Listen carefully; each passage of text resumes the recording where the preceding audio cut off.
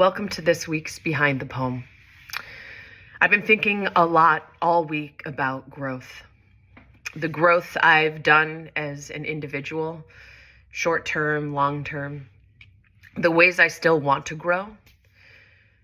I've been thinking also about the ways I wish we would grow as a species, as a society, the things I wish we would grow out of, the things I wish we would grow into. And I've been thinking about growth all week in this very, let's say, positive light. And then last night I started thinking about the ways that growth can be harmful. I'm thinking about the growing reality and threat of famine and starvation in Gaza, the people who were killed yesterday waiting for humanitarian aid. I'm thinking also about the things that grow inside our bodies that can cause harm, and also that there are some of us whose bodies can grow life.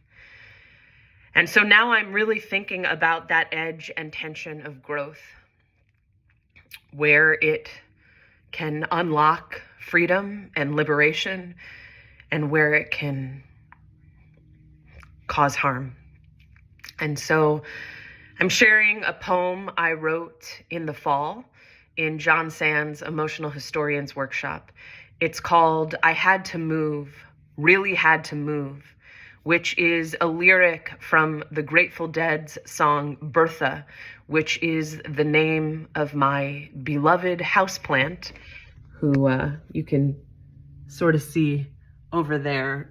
She's currently covered in my laundry that is hanging and drying on my bookshelf, but Bertha cascades down my bookshelf, and this poem is written from her perspective, in her voice. Enjoy. And we're shaky because I'm holding you. You being the camera, but maybe you feel held. Maybe you don't feel held. I don't know. But I had to move. Really had to move. The Grateful Dead. Although they call me a houseplant, she named me Bertha, after the Grateful Dead song Adam downloaded from Kazaa. I watch her daily make the bed. First thing in the morning, otherwise, I think she fears another innocent person might die. My leaves are bursting up the wall, tendrils cascading through the bookshelves she's had since she first moved to New York. But I too have been to Chicago.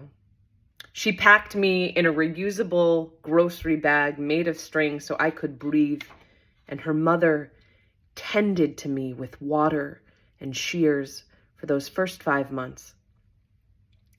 They call it lockdown now, as if the pandemic does not subsist. I too have subsisted. I was, for her 33rd birthday, a gift. Andy took her for lunch in Tarrytown and handed me over in a plastic yellow container from the back of the car. She is 40 now, the one I watch from across the studio apartment. And I hear that humans replenish their cells anew every 7 years, which means I must be something else now, not only because of how much I have grown, because that's how time works, because a calendar said so, because someone somewhere in an early part of time wasn't imaginative enough to come up with another way for us to make meaning of the sun. Because it's all so beautiful, this galaxy of space. And it is otherwise incomprehensible to try to determine how to irrigate the oppositional pole of a star and its rock. Genocide is when people are so afraid of themselves, they try to bury anything that reminds them of their own fragility for growth. Sometimes she speaks to me, pets my leaves after asking first for consent. I have watched what happens in her bed. I have a perfect view.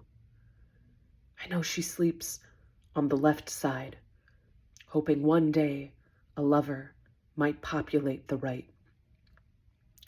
She tries to make herself small, tries to make sure there's enough space. So I tell her to watch me, try to breathe like me. Watch how I expand into an orchard of growth.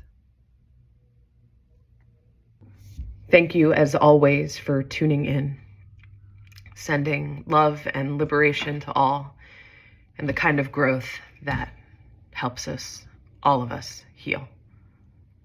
Take care.